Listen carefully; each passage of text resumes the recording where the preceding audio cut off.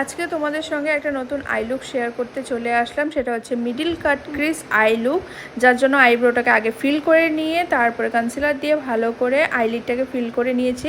এরপর একটা transition colour দিয়ে ক্রিজ লাইন করে নিয়ে তার নিচে একটা ব্রাউন শেড নিয়ে সেটাকে ক্রিজ লাইনের সঙ্গে ভালো করে ব্লেন্ড করেছি। এরপর একটা ডার্ক ব্রাউন আর ব্ল্যাক কালার মিশিয়ে আমি আউটার কর্নার থেকে ইনার কর্নার পর্যন্ত ভালো করে ব্লেন্ড করে নিয়েছি। এরপরে মিডিলে আমি একটা কাট ক্রিজ করে নেওয়ার পর সেটাকে ভালো করে ব্লেন্ড করে নিচ্ছি।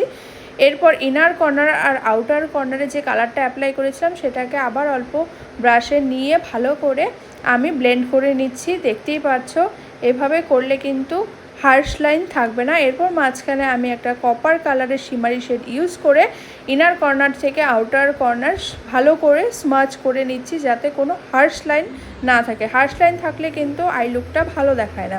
এরপরে আমি নিচে লোয়ার লেশেও ভালো করে আইশ্যাডো অ্যাপ্লাই করে নিয়ে এটা হচ্ছে আমার ফাইনাল লুক। তো কেমন হয়েছে অবশ্যই জানিও।